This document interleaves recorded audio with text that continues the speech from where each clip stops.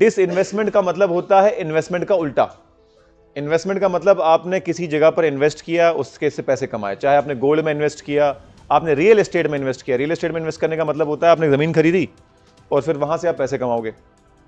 Dish investment का मतलब होता है कि आपकी ऑलरेडी जो संपत्ति थी उसका आपने परसेंटेज बेच दिया या पूरा बेच दिया। आपकी गवर्नमेंट फर्म थी, आप मतलब गवर्नमेंट ओन्ड फर्म थी, एसबीआई है, एलआईसी है, नेशनल इंश्योरेंस है, जनरल इंश्योरेंस है, ये सब कंपनियां गवर्नमेंट की हैं।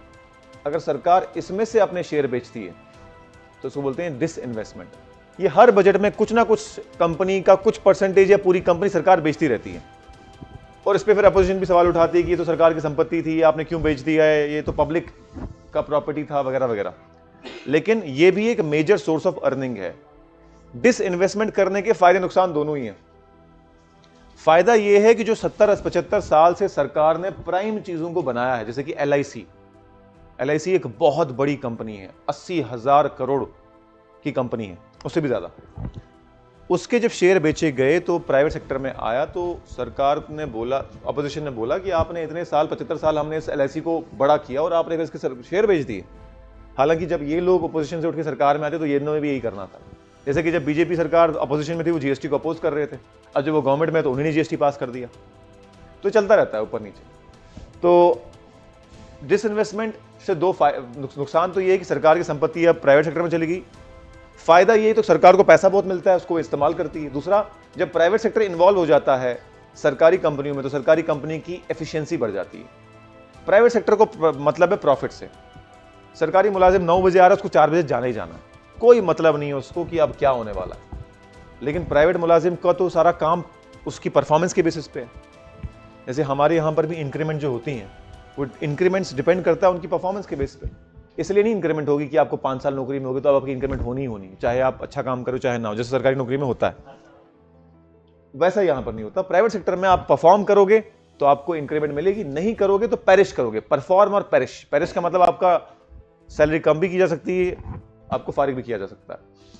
जैसे कि मैं आपको एग्जांपल दूं, प्राइवेट सेक्टर में और गवर्नमेंट सेक्टर में क्या डिफरेंस है। अब अगर आप गवर्नमेंट सेक्टर का बीएसएनएल का फाइबर लगाओगे, लगेगा कब लगेगा, जैसे भी लगेगा, ऑफिशियल टाइम में लगेगा। तो मैंने एक बार ये जियो, मेरे पास पहले बीएसएनएल फाइबर था, फिर मैंने वो कुछ खराब चल रहा था तो मैंने जियो फाइबर लगवाया। तो जियो फाइबर उसने बोला कि सुबह पेमेंट ली उसने, मैंने बोला कब लगेगा, बोलेगा सर आज ही लग जाएगा आपका जियो फाइबर। उनका ठीक है, फिर मैं पेमेंट करता हूँ। ठीक है जी, 6 बजे बंदा आया इंजीनियर और उसने चेक किया, कुछ करते थे चेक, वो हाँ भाई यहाँ पर कनेक्शन भी सब कुछ है। बोला सर आपका लग जाएगा लेकिन कल सुबह लगेगा, क्योंकि अभी जो बंदा वो पोल पे चढ़ के लगाता है वो है नहीं। तो मैंने फ़ोन किया, मैंने कहा आपने तो बोला था आज लगेगा। तो फिर इस इंजीनियर को कॉल आया, 6 बज रहे थे, टाइम खत्म हो चुका था। उसने बोला पोल पे खुद चढ़ो और खुद कनेक्ट करके दो, उसके बगैर आना मत यहाँ पे। ये इंजीनियर का काम नहीं था। इंजीनियर का काम है सिग्नल स्ट्रेंथ चेक करना, वो अपने लैपटॉप पे चेक करता है, निकलता है। प्राइवेट सेक्टर ने उसको क्या बना दिया, पोल पे चढ़ने के लिए, कि तू ही लगाएगा आज, और तू अगर उसके लगाए बगैर आ गया तो तू गया काम से।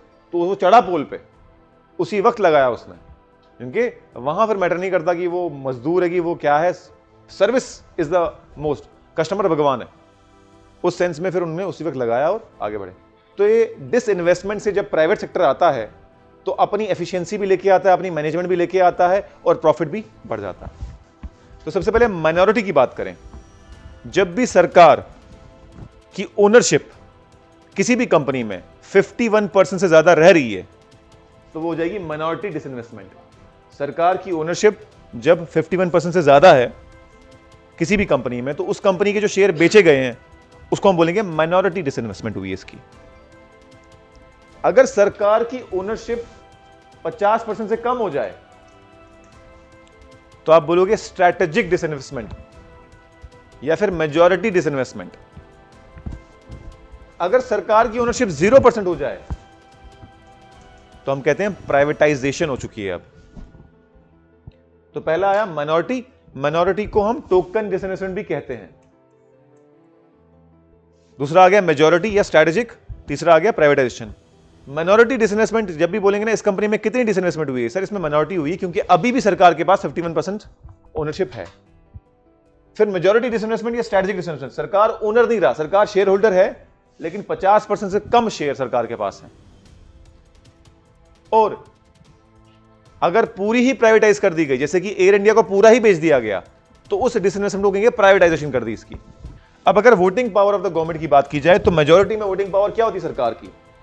मैक्सिमम सरकार की ही चलती है यहां पे, चाहे प्राइवेट के पास, लोगों के पास 49% शेयर हो, लेकिन वोटिंग पावर सरकार की मैक्सिमम है। यहां पर भी सरकार की वोटिंग पावर है, लेकिन उनकी चलती नहीं है, क्योंकि अब वो माइनॉरिटी में आ चुके हैं, यानी उनकी शेयर जो है कम हो चुके हैं। तो इनकी मिनिमम वोटिंग पावर यहां पर होगी, मैक्सिमम उसकी होगी जिसकी 51% से ज्यादा है। और यहां कोई भी वोटिंग पावर सरकार की नहीं रही। जब उनके शेयर ही नहीं रहे तो वोटिंग पावर कहां से रहेगी? वोटिंग पावर का मतलब होता है जो ये फर्म्स होती है ना, ये प्राइवेट लिमिटेड फर्म्स होती हैं या फिर लिमिटेड फर्म्स होती हैं। इंडियन ऑयल कॉर्पोरेशन लिमिटेड, ये कंपनीज लॉ के अंडर रजिस्टर होती हैं और कंपनी चलती है बोर्ड ऑफ डायरेक्टर्स से। बोर्ड ऑफ डायरेक्टर्स में वोटिंग से सारा काम होता है।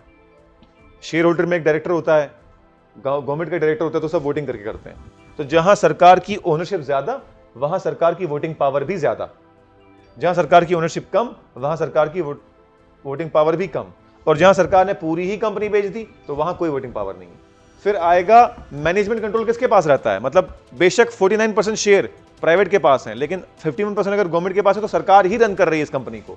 तो मैनेजमेंट कंट्रोल गवर्नमेंट के पास यहां पर है, और यहां पर नहीं है, ना तो यहां पर है ना तो यहां पर है। कोई रोल गवर्नमेंट मैनेजमेंट प्ले नहीं करती। अब अगर माइनॉरिटी या टोकन डिसइन्वेस्टमेंट की बात करें, एग्जांपल आ गया LIC, अभी रिसेंटली हुआ है 2 साल पहले, 20% शेयर बेचे हैं, उसके बाकी 80% सरकार के पास है, तो माइनॉरिटी डिसइन्वेस्टमेंट हो गई। अगर मेजॉरिटी डिसइन्वेस्टमेंट की बात करें तो एक कंपनी थी, उसका नाम था हिंदुस्तान जिंक लिमिटेड। 2002 में उसके स्ट्रेटेजिक डिसइन्वेस्टमेंट कर दी गई।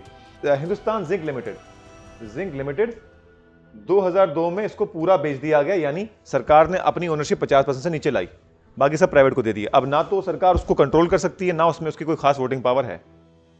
लास्ट आ गया air India, latest example. Air India आज की डेट में पूरा प्राइवेट है।